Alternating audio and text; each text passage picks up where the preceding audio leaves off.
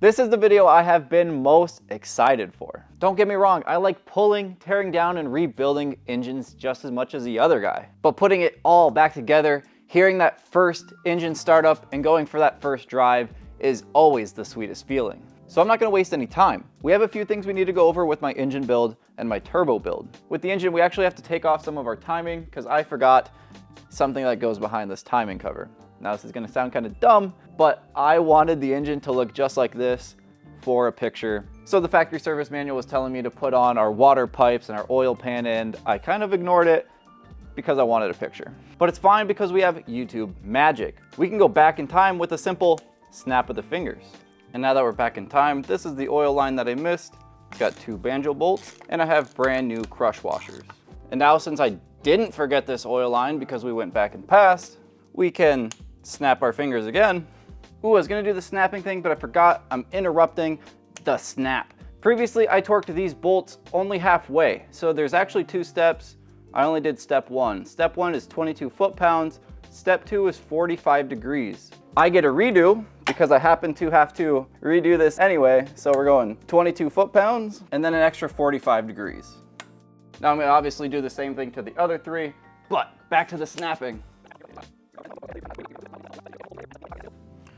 We can snap our fingers again and bam! We're back to where we were, except for we have our oil line and our cam gears are torqued correctly. So here's that oil line I was talking about. You can see that bolt is way too long to take out with the timing cover on. So it's definitely way too long to put it in with the timing cover on. So that's mistake number 1 I redid. Mistake number 2 was our cam gears were at 22 foot-pounds, but we needed an extra 45 degrees, which ends up around 75 foot-pounds. And again, since I had to redo my timing, there's timing mark 1, 2, 3, 4, and 5. Everything's back in time, which means we can go back to the good old test of spinning it over twice and making sure it stays in time. No binding, no crashing. There's 1 and 2, and I've now done the timing belt on this car twice. But what this actually means is we can continue on doing fun stuff. So I'm currently missing this bolt, so I'm not gonna put the timing cover on. We'll do something else, and I just gotta go to the local hardware store and buy that bolt. Okay, before I keep going with the coolant lines on top of the engine, I have 2 of these plates. Those 2 plates bolt to where the oil control solenoids go. Now I'm probably gonna catch a lot of flack for this, but I don't have the gaskets for these. The machine shop took them off, threw away the gaskets, and the master gasket kit did not come with them, so I'm just gonna be using RTV. And then we can just start the bolts. And these are only 5 foot-pounds. And now I'm gonna put these oil control valves in. And now I can finish up this side with the oil line with brand new crush washers. Also up here on both sides are some cam position sensors. These just slide in and have a bolt. Next up, part of our breather system, I actually bought an IAG AOS air oil separator. So instead of the stock breather pipe, I'm gonna install the IAG one just to make life easier later. Now I have a bunch of cleaning and prep work to do here, so I'm just gonna make it really quick. I actually bought a whole coolant line hose kit, so all of the rubber coolant lines are gonna be replaced, and I bought a new oil cooler. So here's a nice before and after. So new coolant hoses, a little bit of cleaning, good to go. This one's gonna be a nice before and after on this piece. Obviously looks 10 times better. It's not perfect, but at least I won't get all greasy just by touching it. Now I know I took all the coolant lines apart in one go, but I've already been playing around with this and it seems like it's just easier to put on in separate pieces. So you might as well just take it off in separate pieces too. Before we do the major coolant pipe, make sure you have your O-rings on. Now we can put the top coolant hoses on. This has some breather hoses as well. Make sure you slide this hose on first. After you get this coolant hose on, this breather hose needs to go on. And that looks like everything is in position. We got 4 long bolts to connect the coolant pipe to the actual block. The coolant hose kit I bought came with brand new worm gears for every single line that's replaced. And there's a big bolt for this back section. And I don't want these to leak, so I'm gonna check these by hand. And that's most of our breather hoses and our coolant lines that go on top of the engine in place. I did forget our knock sensor, but I'm fairly certain I can get this on with our coolant lines in place. It's a little tight, but definitely possible. Definitely would have been easier to do it without the coolant lines in the way. And of course I forgot a couple clamps. So let's get this breather hose clamp on and tighten this hose clamp here. This was just held on with the zip tie before, but I'm putting a worm gear clamp on it as well. It is just a breather line, so the zip tie could have been fine, but better just to get a actual clamp on it. Now this is definitely something you could have done before you did the timing, but I was just so excited to get the engine in time. So now that we have the engine timed, let's get the valve cover on. I cleaned up our valve cover, got new gaskets, lubed them up, got them in place. But before we put them in, I'm gonna go ahead and kind of just douse everything with oil here. And there's actually RTV that needs to go in a couple places too. So before I cover this up and don't have access to it, squirting everything with oil. Even though I have assembly lube on here, I don't know what happens when you mix assembly lube and oil, but I guess we'll find out. And I'm gonna clean the mating surface here. And now it's time for some RTV. The RTV basically goes wherever the elevation changes. So we start in this corner and come down to this corner, and we just have to do this section here. Now I was told in the last video that I've been using way too much RTV, so I'm gonna try to use a little less this time, especially since there's already gonna be a gasket here, and this is kind of doubling up. So we have that section and this corner here, and then being careful not to lose your gasket. Top corner started, and then kind of slide it up in under the timing cover. Get the other corner started, and then the longer bolt in the back here. And the torque sequence is A, B, C, D, E, F, G, H, and then you repeat A, B, C, D again. Now we can flip the engine over and do the same thing on the other side. So again, just going to doubly make sure everything's covered in oil. A lot of people have been concerned about the amount of oil or assembly lube I've been using. I like to assemble the engine with assembly lube, get it in the car, and I'm gonna leave the spark plugs out, disconnect the fuel, just like we did with our compression test, and cycle the key a couple times and just let the engine crank over with the starter and build oil pressure that way. Clean our mating surface, we gasket the corners, got new gaskets on, they're nice and lubed up. 6.4 Newton meters, 4.7 foot-pounds, or I'm just gonna use 60 inch-pounds. Something I forgot to do on the other side is we can put our cam position sensor in. Right next to that cam position sensor, we can put some more oil control valves in. The machine shop was nice enough to not throw these gaskets away, so that's lovely. I will be reusing them. And I'm just gonna quick do the same thing on the other side. We got our cam position sensor and the oil control valve. All right, onto the bottom side of the engine. I put these 4 bolts in. They're just our engine mounts. I'll come back to them later, but just keeping it organized for now. We have this big old plug here that I'm going to use thread sealant on. So I've got a lot of thread sealant on this big one, and that goes here. Next up, we can install our baffle, and I bought a Killer Bee oil pickup. Whether you have the Killer Bee oil pickup or the stock pickup, do not forget this O-ring. Without the O-ring, you're not gonna have very much oil pressure, and you're not gonna have a very happy engine. So once you got your oil pickup and your baffle in place, so we got 2 bolts for the oil pickup. They're different from the bolts that the baffle uses. They are also higher torque, but before you get everything tight, make sure you get all the bolts in so everything lines up. Be very careful not to drop a bolt at this time. The last thing you wanna be doing is fishing a bolt out from your engine block. Take an extra 5 minutes to just really not drop a bolt here is gonna save you possibly 30 minutes to an hour, depending on how unlucky you get trying to get that bolt out. All right, so you torque down the oil pickup first. It's 10 Newton meters, 7.5 foot-pounds, or I'm gonna be doing 90 inch-pounds. Make sure you got that O-ring in there. All right, and for the baffle, we got 6.4 Newton meters, 4.7 foot-pounds, or I'm just gonna do 60 inch-pounds. On top of our new oil pickup, I have a new oil pan. My new oil pan came with a new gasket right here. Other than this O-ring here, we need RTV all the way around the outside. Make sure you stay on the inside of the bolts. So basically follow this divot, go inside the bolt, follow the divot, go inside the bolt. All right, I got the oil pan all gasketed up and ready. So I'm gonna quick clean the surface one last time. And of course the oil pan only goes on one way. Just make sure that this hole lines up with that hole.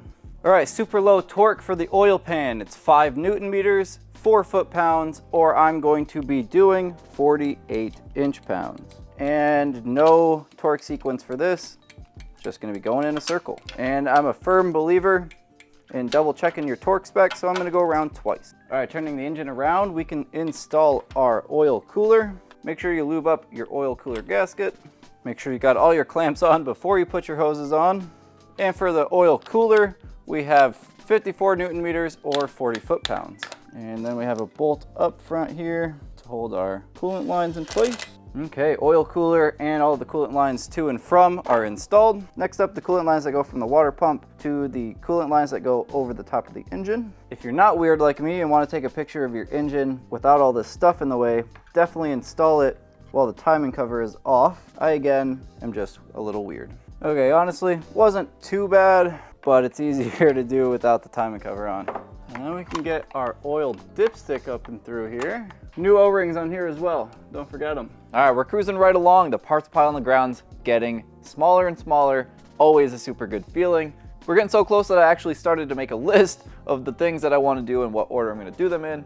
So we're moving back to the front of the engine to do the timing cover and the harmonic balancer. So the reason why I didn't do the timing cover earlier is because I was missing a bolt, and you can see now I got a bolt. And just like the other ones, it has a lock washer and a normal washer. So now I know this one isn't gonna leak. It didn't leak before with the missing bolt, but just really want to be sure. So let's go ahead and slide our inner timing cover on. Both of these hose clamps are in the way of the timing cover, so let's move those out of the way. This center section has 2 gaskets, top and bottom, and it's got 7 of these bolts that have the thickens to hold it exactly in place. And this is going into plastic, so no need to over tighten it. And then you just have 1 on each side. And you got 4 long bolts for the left side and 3 long bolts for the right side of the engine. Now we can remove our crank bolt that we use to spin the engine over, because now we can install our harmonic balancer. Remember, the crankshaft has a keyway, and so does your harmonic balancer, so line those up. Now once you got your crank pulley on, there is a 2-step torque for the crank pulley. Step 1 is 47 Newton meters or 35 foot-pounds. And then step 2 is an extra 60 degrees. It should end up around 135 foot-pounds. So there's 60 degrees or 135 foot-pounds. If we want to, we can spin the engine over again at this point. We haven't really changed anything that should matter, but nice to double check everything. And yeah, I'd say we're still good to go. Okay, 3 things on the back of the engine I want to take care of, and all 3 related to coolant. First one, we have a hard line here. We have a new gasket, and we have the same scenario on the other side, new metal gasket for this hard line. Number 3 is I got a cylinder 4 cooling mod, and it needs to go to the back of the left-hand cylinder head next to, believe it or not, cylinder 4. So we go ahead and take this plug out, and all that the cylinder 4 cooling mod is replacing this plug with a coolant line. Just make sure that you put high temp RTV on the threads before you thread this in.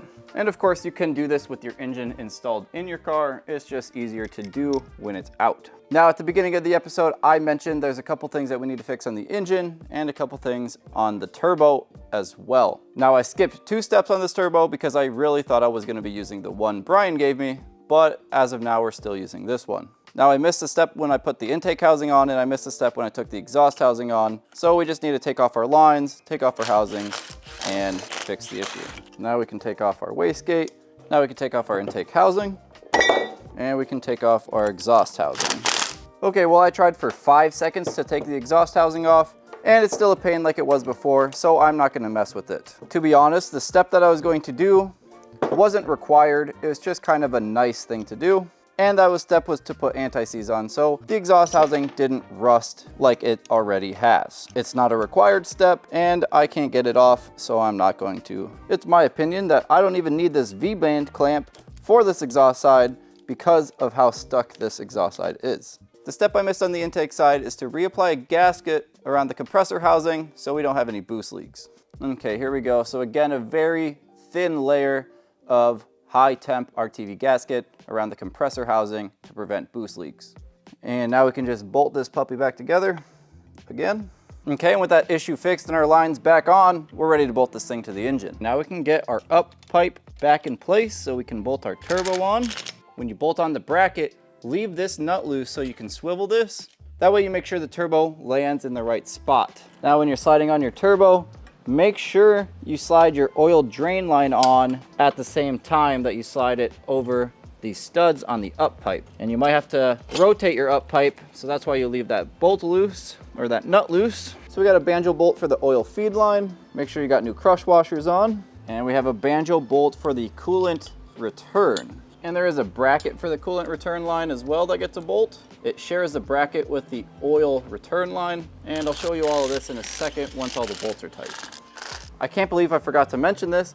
My up pipe might look a little different. It is still my stock up pipe, but I took all the heat shielding off. If you remember my engine disassembly, if not, I'll put up a before here. But the heat shield on my up pipe had a hole in it, and it wasn't even attached to the up pipe. The heat shield has 4 welds, 2 on the bottom and 2 on the top here. All 4 of those welds were broken. I'm like 99% sure that that heat shield on the up pipe was rattling over every single bump, and it would have annoyed me so much. So I took off that heat shield. So let's go over the bolts that hold the up pipe and the turbo to the engine. We have 1 bolt here for the bracket and 1 bolt here for the bracket. And then we have 1, 2, 3 studs that hold the turbo to the up pipe. And then our oil feed line bolts here, and our coolant return line goes down and bolts in here. And that coolant line shares a bolt with the oil drain line as well. And here's our last coolant line. We will obviously get this later. Okay, and I believe this is the last time we're gonna be on the bottom side of the engine while we're on the engine stand. So we're gonna go ahead and get our exhaust on. Got new exhaust manifold gaskets for this. Our exhaust manifold is not pretty, and that's okay with me. I don't think this is factory, but we have 5 studs and 1 bolt, and I'm just gonna keep it that way. And we got some brand new Subaru Group N engine mounts. Our last engine mount was not even attached anymore, so this wasn't even just an upgrade, this was a must. Now I'm super sad, but the washers on the engine stand are in the way of our engine mounts. Let's fix that, I suppose. Okay, I got those 2 washers out of the way, and now we can actually put our engine mounts on. So I was putting the engine mounts on the wrong way. I had them on the right side, you know, left side, but I had them flipped around. So if you guys ever are putting something on and it's just not feeling right, not sitting right, like it wasn't even sitting flush, just double check everything.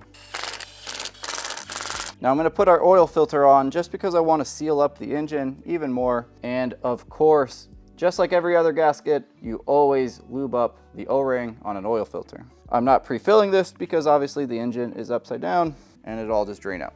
Okay, it's time to put our intake on, but I wanted to do a quick little walk around to show you what goes where on the intake. Let's start off with the first thing you're gonna need, and that's your gaskets for your intake manifold. You put your intake manifold on, without those, it's immediately coming off. Next up on the front, we have 4 sensors, 1 for your crank position, 1 for your coolant temp, 1 for your oil pressure switch, and the other one is for your power steering.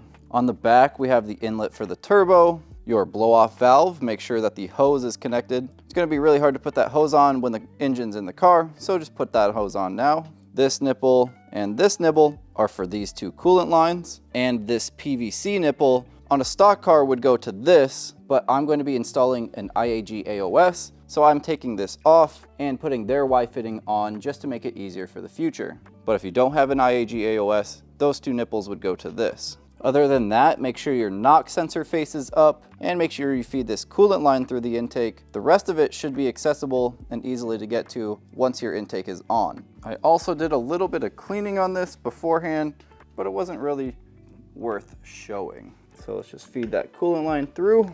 Also make sure the clamp for the turbo inlet is on, because you won't be able to get that on after. Get all the wires in the right spot, all the hoses in the right spot. There we go. So I can plug in these sensors on the front that I pointed out before. Everything's lining up. The coolant hoses on the back are going on. Okay, I'm not seeing anything out of place. Oh, hold on, let me get the knock sensor plugged in. Okay, everything's looking in place. Let's go ahead and bolt the intake down and then I'll show you around. Oh man, we are getting close to putting this thing in. Look how complete it is. All right, let me show you around the intake. Here's the 4 wires on the front I told you about. That one coolant hose goes through the intake and it'll go to your coolant expansion tank. In this dark little crevice, we have our knock sensor plugged in, and we have a coolant hose going to and from the throttle body. Again, that nipple on the bottom would have gone to the breather next to the turbo, but I have an IAG AOS, so I'm not doing that. Another one that's hidden is the boost/vacuum line that goes from the turbo to the wastegate, and that comes up and right there. And I think that's most everything that you need to know of. You can still get to all of this when the engine's in. It's just obviously easier to do when the engine's out. All right, Saturday morning, I have all day today to get this thing wrapped up. We have a very long list of things to do to go for our first test drive, so we better get cracking. First thing is our oil fill neck. The master gasket kit does come with a new O-ring for this. Lube it up, slide it in. Next up on the front, we have our alternator and our AC compressor bracket. I used this loop on top to pull the engine, so I'll be putting it back on to do the same thing to put it in. And we lift the back of the engine from this loop, which is actually the intercooler bracket. All right, last thing before we get the engine on the hoist is our coolant expansion tank. We have one hose that goes to the bottom and one hose that goes to the top. Oh boy, it's good to see the engine hoist out. That means we are ready. Take it off the engine stand and put it in the car. But wait, there's actually some things that we did in the past that we had to do before we put the engine in. So let me catch you up to date with all the things that I did before we put the engine in. All right, before I put this engine in, I want a deep clean. All right, maybe not deep, but at least got to clean up the frame rails and the subframe. And I bought a can of single stage paint. So I'm gonna sand and repaint that frame rail. And same thing on this other side. I wanna just clean it, sand it, paint it, so I don't have to worry about rust there and rust right there. So a nice, gritty close up for you guys on the subframe. This is far worse than the frame rails, especially on the right or the passenger side. We can't spend all this time and money cleaning and rebuilding the turbo, cleaning and rebuilding the engine, just to put it back in a dirty, unpainted engine bay. All right, after just a quick clean, honestly, looking a lot better, much more presentable. So I'm just gonna quick sand this with some 600 grit and just hit it with a single stage paint out of a spray can, meaning literally it's got the base coat or the color and the clear coat all in one. It's like 45 bucks for a good can from a local store that mixes it. Might not be a perfect paint match because, you know, it's new paint and this is old and faded and dirty, but it'll definitely look better than this. Okay, a very light sanding and wiping it all clean with wax and grease remover. And I did a little bit of masking on some stuff. I mean, don't get me wrong, there's probably gonna be some overspray, but I covered up like the grounds and the plugs and all of the hoses that were nearby. This is definitely not a how-to on how to restore an engine bay to be a show car quality. That being said, we can finally start spraying. And the paint turned out awesome.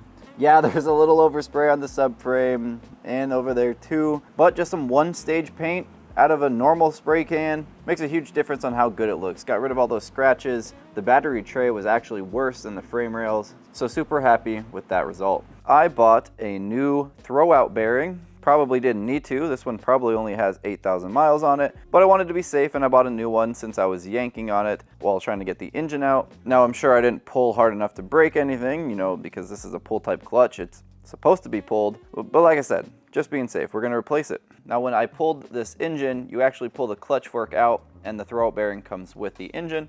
But now what we have to do is release the throwout bearing from the pressure plate. If I flip this over, you can see there's this little ring around the outside. That's the retainer clip. And if you look, when I lift this up and down, it's actually spring loaded.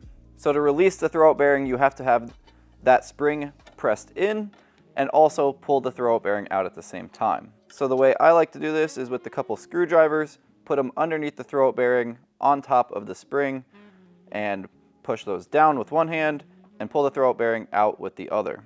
And now we have our pressure plate ready to be installed at the engine. There is one more thing you could do to this pressure plate before reusing it, and that's have this surface refinished. This pressure plate only has 8,000 miles on it. It is pretty good, pretty smooth. I'm just gonna be reusing it. It's only like $40 at my local shop to have it resurfaced, but I don't think there's a need to. So old versus new here, not too much different. The old one's just got a little rust on it, but probably would have been fine. Now, even though the throwout bearing comes off with the engine, you actually install the engine with the throwout bearing already on the transmission. That way you can have your clutch fork already in position and all set up.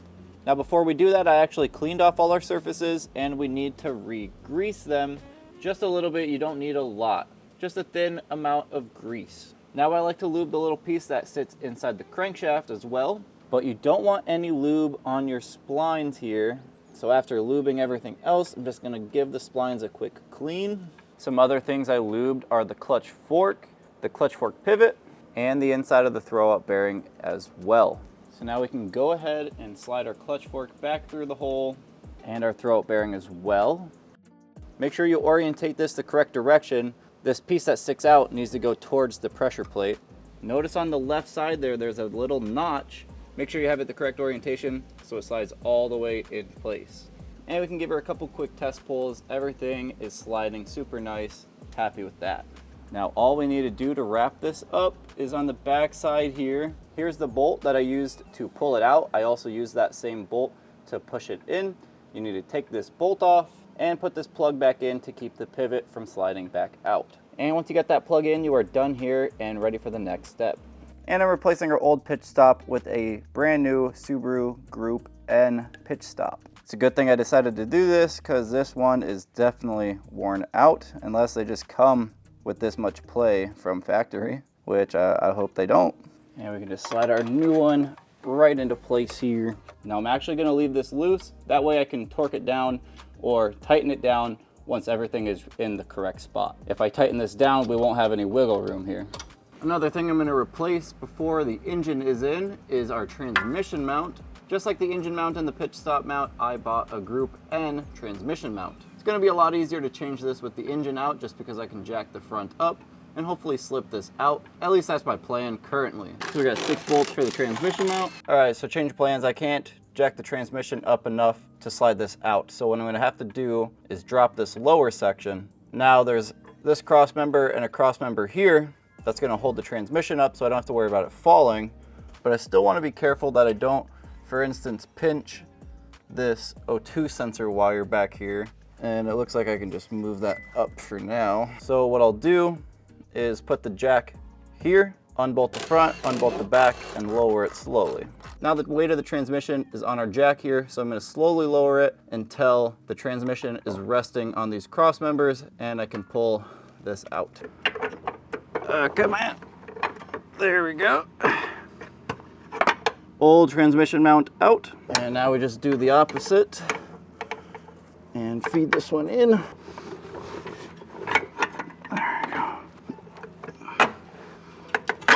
All right, now I want to get these bolts started so I know they're lined up before I jack it up and get a lot of weight on it. Looks like it's not gonna line up until I jack it up, actually. Let's try jacking it up first. Okay, with it jacked up, do these bolt holes line up? Okay, I got 3 bolts started into the actual transmission. So now I'm gonna jack up the rest of the way here.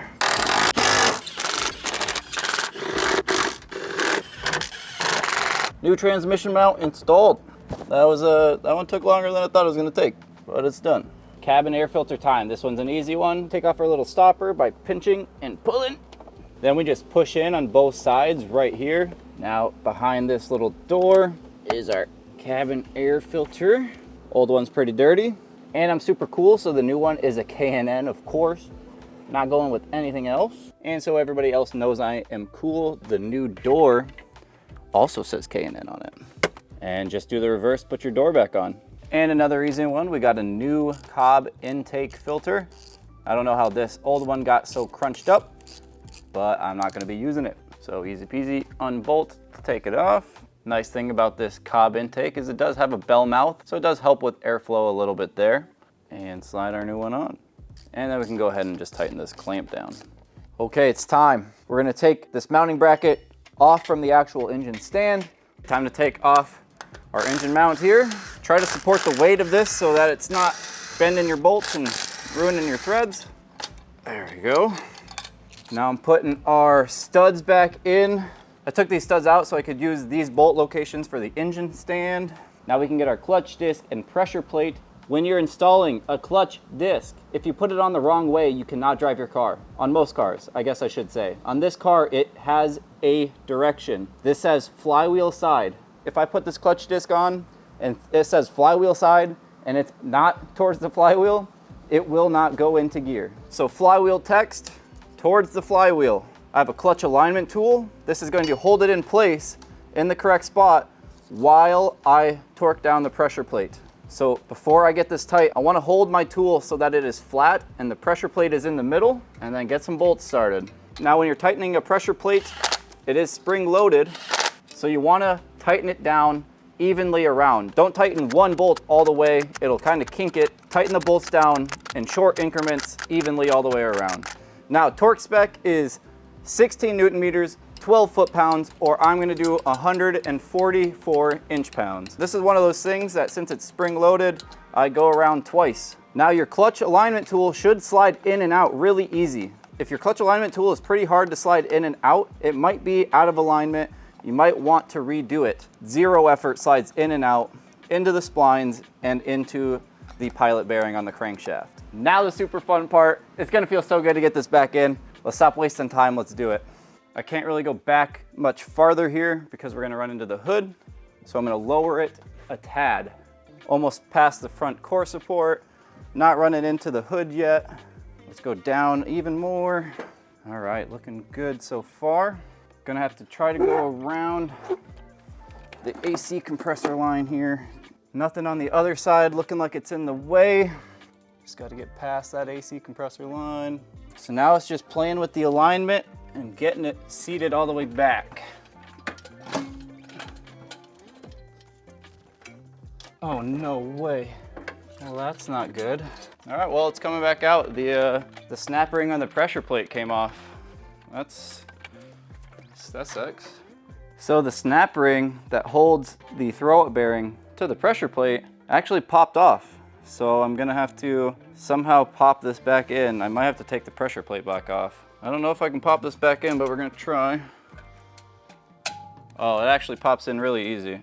I definitely could have done that with it in the car, but now we know. Pops out easy, snaps in easy. I could have reached in there and popped that into place. Attempt 2, let's put it in.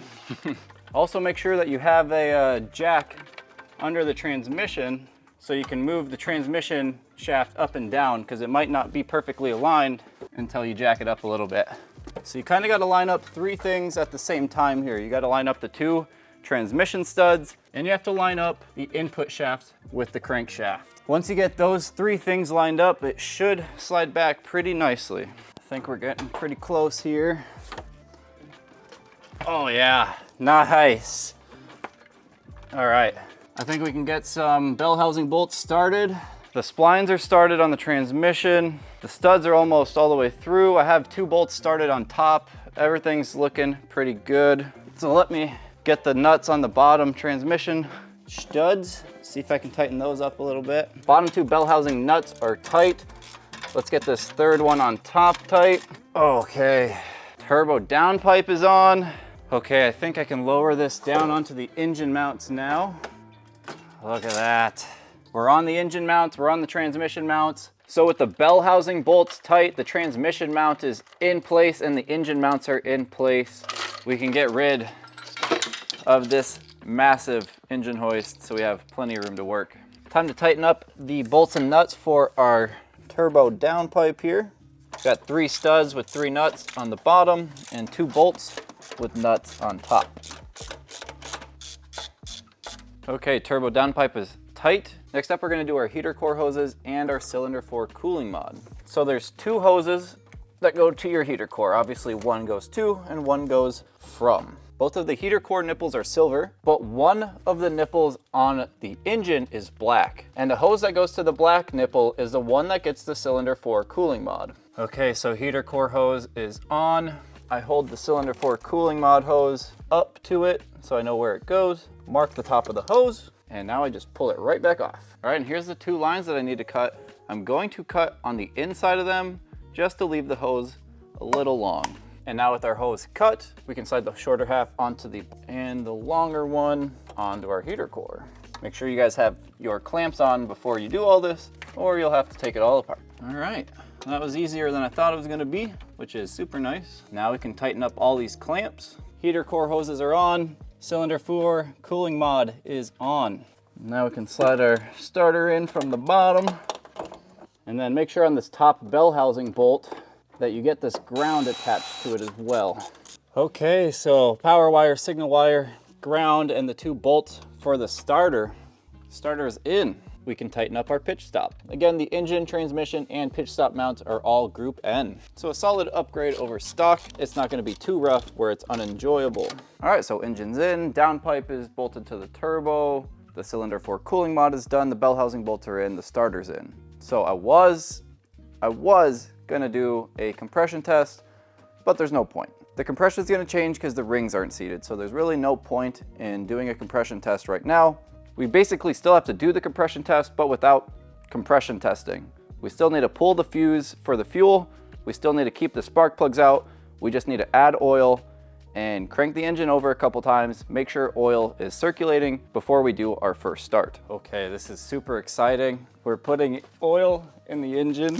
I am using a break-in oil. So while I'm filling this oil, let's talk about engine break-in. I am not going to do a super in-depth break-in. I think IAG's engine break-in procedure goes through like 8 oil changes. They want you to change the oil after your first start. They want you to change the oil after 50 miles, 100 miles, 250 miles, 500 miles, 750, 1,000, 3,000. It's pretty crazy. I'm not gonna be doing that. I'm probably gonna run this engine break-in oil for the first start and the first heat cycle, maybe 50 miles, change it to a semi-synthetic for another 300, 250 or something, and then just go to a synthetic normal oil. I think engine break-in is kind of a preference thing. Everyone's got a different opinion. IAG's is super in-depth, but our engine break-in oil is in fact in the engine. And we can go straight over to our fuse box. And if I remember correctly, this 15 amp fuse here is our fuel pump.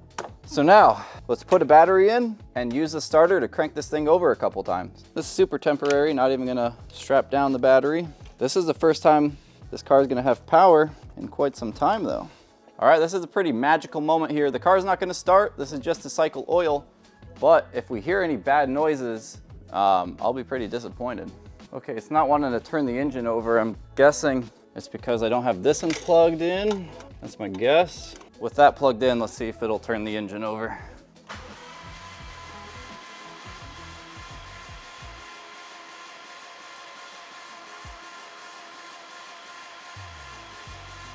Nice. Let me do it one more time. Happy with that. We have cycled it twice. Don't see any oil leaks quite yet. Take this battery out and continue on. Well, while we are right here, let's go ahead and get these fuel lines both replaced and on. If you guys were here when I pulled the engine, I would have shown you that one of these fuel lines has a broken tab.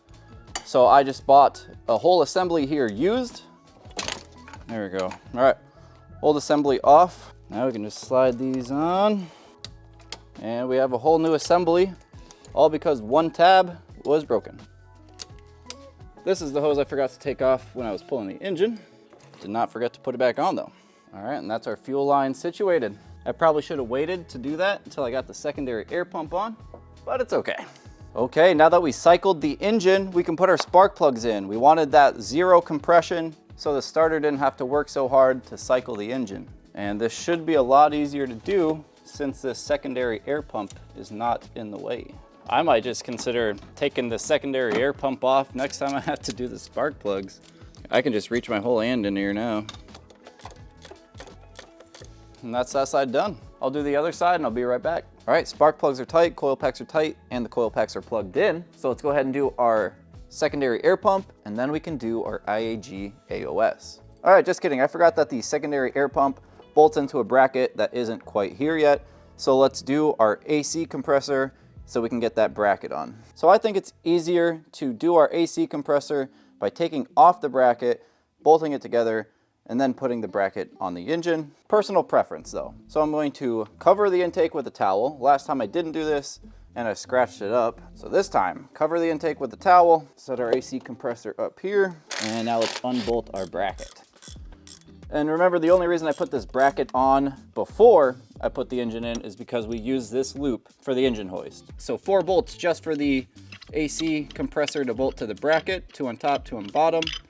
The 2 on bottom also has that separate bracket I just mentioned. All right, now with the AC compressor bolted to the bracket, there's 4 bolts that hold the bracket to the engine. Get them all started before you get them tight. That way everything's in line. And I'm gonna start by tightening the one on the front because that's gonna push it back, and then we can tighten the other ones. Now, since we have the bracket, we can put the secondary air pump in.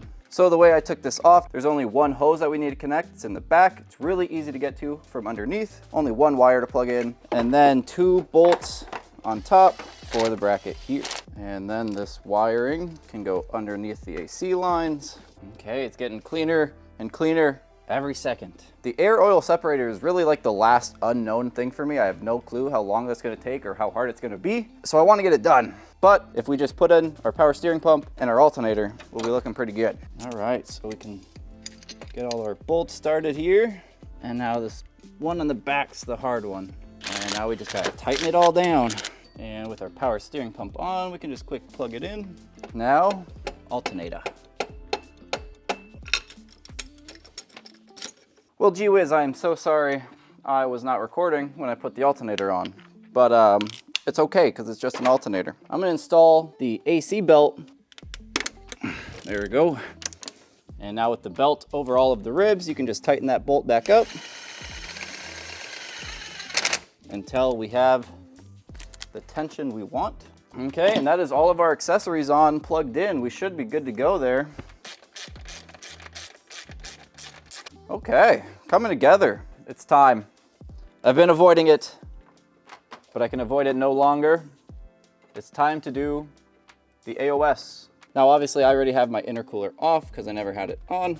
Next up, they want me to take the throttle body off. Okay, now you put the bottom hoses on. So if you look, the 2 on the left are 19 inches, and the one on the right is your drain, and that's 26 inches. Now you have a bunch of adjustability for this bracket, but in the picture they show these 3 locations. So put your bracket on and then bolt it in place. It's looking like I need to take this sound generator off. So let's do that before I get any farther here. Weight reduction, we'll go faster now. So we're putting the drain to the side, feeding the coolant lines down. Now they give us this little metal bracket here to mount the main harness to, and it just uses the same mounting location that the power steering lines use. So these 2 hoses are going to be replacing one OEM line. So basically, instead of this hose that goes from the top of the expansion tank to the turbo, it's going to go through the AOS and then to the turbo. So we can simply take off the coolant line that goes to the turbo and cut it just a tad bit shorter. And then they just want you to zip tie these together down here. All right, the next one goes behind the AC lines and to the nipple underneath the throttle body. And then it goes to the top of the AOS. And then we can slide this clamp on. And now we can put our throttle body back on. All right, next up, we're gonna do the drain line. We have some 12-inch heat wrap to protect it from the turbo. And this one's gonna go through the intercooler bracket and to our Y pipe. I'm gonna leave some extra length here so I can zip tie it to the AC line here. Now this clamp isn't gonna fit through the intercooler bracket, so we need to feed the hose through first and then put our clamp on. Next up, we have the hose with the heat shield and the 90°. And this is gonna go over the turbo, through the intercooler bracket, and onto the top of that Y PVC breather, and to the bottom of the AOS. All right, now you put the last of your heat shield on the 28-inch line. Route the hose under the coolant lines that you just installed and route the top alongside the other one right next to the alternator bracket. And this is going to the middle of the AOS. This next hose goes to the front on the valve cover. And then we can zip tie these 2 together. And next up, the longest one of the bunch goes to the top of the AOS. I'm gonna zip tie it to the AC line, and it's going to that same front nipple, but on the driver's side. Okay, and the last 2 lines, super excited about this. They both go under this coolant line, and the one on the right goes to this PCV hose here, and the one on the left goes to the PCV hose on the front. And a couple more zip ties to finish it off here. Look at that. That looks good.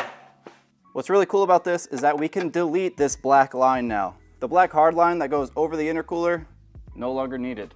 I didn't know how hard the AOS was gonna be, the air oil separator. Not that bad. Let me show you all the routing I did up close. Okay, 2 coolant lines on the bottom go under the wiring, and then one goes up and into the top. The other one goes down, around, and into the turbo. The drain on the bottom, follow my finger here, goes around to the AC line, through the intercooler bracket, and into the Y fitting. Okay, now we have the lines on the side. The bottom one goes through the intercooler bracket into the top of that Y fitting. And then the middle one goes also underneath the intercooler bracket and down to the front nipple on the valve cover, while the top one on the side goes all the way over and also down to the front nipple on the valve cover, but the other side. And then this one here goes to the nipple underneath the throttle body, and the two on top are super easy to see. One goes to this PCV, and the other one goes to the PCV by the turbo. Next up, let's get our intercooler on. I got a brand new coupler that goes to the intercooler, and I got a brand new coupler that goes to the turbo. I highly recommend, if you're doing anything with boost, just get T-bolts. They seal so much better than worm gear clamps. If you have boost leaks and you just can't get rid of them, try some T-bolts. All right, got our coupler onto the throttle body. Time to get our intercooler on. Oh God, okay. It's on. Put this radiator in.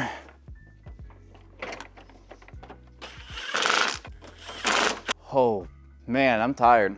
It's like a 12-hour day. I really underestimated how much work this was gonna be. I thought it was gonna be done a long time ago today, but there's 4 things left. Fill the coolant, put the intake on, put the battery on, and flash our Cobb tune. And then we are ready for our first start. I don't wanna be tired for our first start. Also, if I start it, I'm gonna wanna drive it, and it's dark out. And if it's dark out, I can't really film. So, a little bit of patience. We're super, super close to starting this thing and driving this thing, but I'm gonna be patient and wait for the morning so you guys can come along with me. And good morning. You can see behind me, I've already gotten started before I even said good morning to you, and it's because I'm super excited. I pulled the vacuum on the cooling system and I was checking for leaks. It is going down really, really slow, but when I put my ear up to the cap or this adapter, it is just leaking from that. So I'm fairly confident that we have no coolant leaks anywhere. So I'm gonna go ahead and get this off and start filling our coolant. Now I'm fully aware that 1, I'm supposed to fill it from the expansion tank. I just like filling the radiator first. And I'm fully aware that that vacuum tester is also a vacuum filler. If you can pull a vacuum and use that same tool to fill your coolant, you'll never have any air bubbles. It is the best way to do it. But since we had a little bit of a leak around the cap, I'm just gonna be going old school and using a funnel. The nice thing about these funnels is that you can fill them all the way up to here, and then this becomes the new high point in the cooling system, and it should self-bleed all the bubbles out. Oh, and I did get blue coolant this time. They had green coolant in it last time. I could see residue of green coolant in the overflow, and I was being lazy. In reality, I should have just drained the green coolant from the overflow and filled it with what it should have, but I apparently knew that the engine was gonna blow up. And that drank all of it, and the radiator's basically full. I can see the top. So now we'll just move it up to our expansion tank and fill it from here. I'm gonna put the radiator cap on now. Okay, funnel is about 3/4 full, maybe 2/3 full, and it's not really bleeding any in anymore. And now the next step is something that only people with an IAG AOS are gonna have to do, and there is a bleed screw at the top here. So we're just gonna crack the bleed screw loose.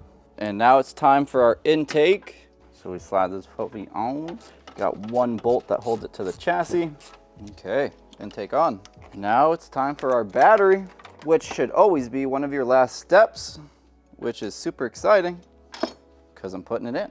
And positive first when you're installing, negative second when you're installing, and when you're taking it out, it's negative first, so it's just the opposite. Battery's installed and tight.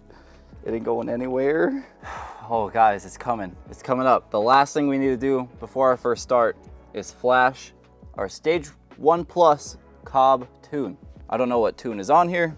I don't trust whatever tune is on here. Oh baby, here we go. I don't know if the car's got to be on or not. I'm sure it'll tell us. Okay, it does say that it wants it in the on position. 2015 WRX STI USDM confirm. A previous tune has been detected and it will be lost forever. So they did have a tune on this vehicle. Don't trust it. So we're gonna overwrite it. And we're looking for Stage 1 Plus SV91 octane. Select. Yes, we're doing it. 10 amp battery charger is recommended. Okay, hold on. I'll hook up a charger. Do what the nice computer says. Okay, charger is hooked up. Turn off headlights. Climate control is off. Okay, it's doing its thing. Do not turn off vehicle or unplug access port. Please turn and leave the ignition in the off position. So it's off, continue. Please turn the ignition to the on position. Car is on, continue. And it's resetting the ECU learning. That's good because we had huge boost leaks, huge vacuum leaks. Installation success, turn the key to the off position for at least 15 seconds before starting vehicle. And all right, we are flashed. So we're gonna leave it off for 15 seconds. I'm gonna set up the camera. We're gonna do our first start. Oh, that's exciting. Oh God, all right, this is it. I did double check our oil. We have oil. Okay, we have air, we have fuel, and we have spark. I think we have everything for our first start. So let's get our battery charger out of the way here. Here we go. There's nothing left to wait for. We're in neutral. Here we go.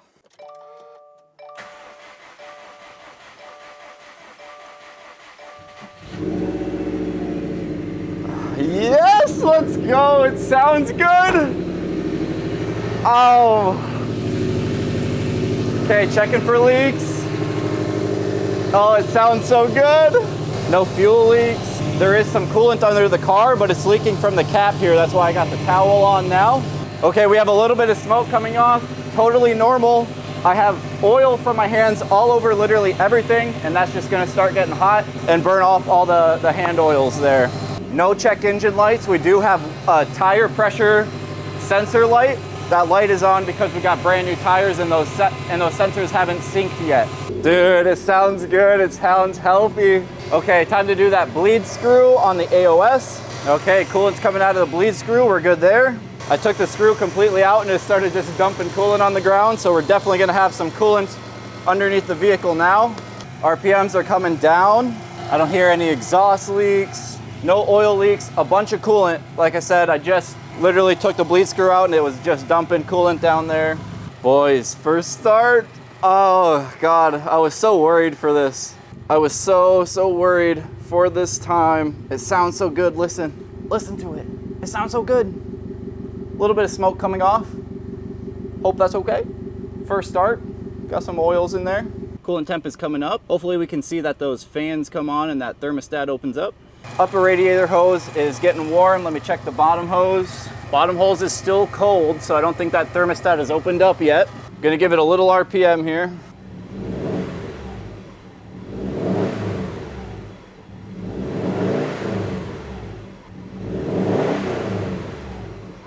Revs nicely. It's not going any higher than where it's at. All right, let's just turn her off. Well, it's not overheating and it just stayed right in the middle of the coolant gauge, but that bottom radiator hose is not warm, meaning the thermostat did not open. I think we're just gonna continue, go for our first drive, and once we start putting some load on it is when it'll start heating up and we should know if it is gonna open or not. So for the first drive, I'll just really be watching that coolant gauge. All right, before we go for our first drive, I'm just gonna quick zip tie this wheel liner up. It shouldn't look like that. And just like that, we have our fender liner zip tied up, out of the way. Won't even see it unless you're literally underneath the car. So we are ready for our first drive. We still have some unknowns that are scary. 1, I don't know if the clutch is good. 2, I don't know if the transmission's good. 3, I don't know if our thermostat is gonna open. All this work, and I don't even know if our transmission's good, is the scariest.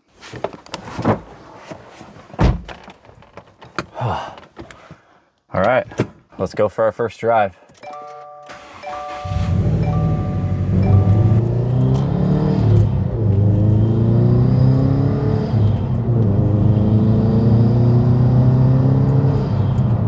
How can you hate that? It's so good to get this thing on the road. It sounds so good. It feels so good. The clutch is great. The transmission shifts awesome. It's everything I wanted. I gotta say, it's everything I wanted to get this thing on the road. Brakes work. There's no clunking from the suspension. There's no squeaking from the suspension. Build number 2 of the channel. Not the second build I started.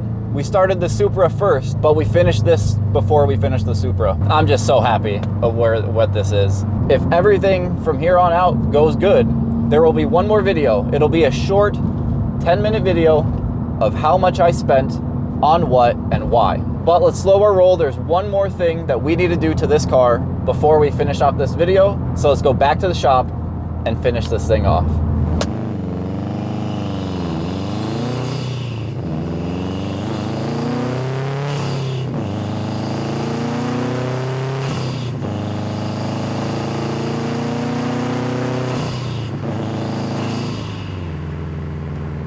And we're back at the shop, and it's obviously not the same day because I got a haircut. It has in fact been 4 days since that first drive, and I've put 80 miles on the car total since the rebuild, and it's still running strong. I'm about 1% of the way there to the previous record of 8,000 miles on a fresh rebuild, so hopefully I can beat the previous owner. Now this has been a long video, so I told you there's one more thing that we need to do to finish this car, so let me show you what that is. And the mystery item is not in the engine. It's actually right here in the back seat, a car seat. That's right, you guys have been begging me to install a car seat on this channel for so long. I finally did it. On that note, thank you so much for watching. I appreciate each and every single one of you. Subscribe to follow along with the channel, and I'll see you in the next one.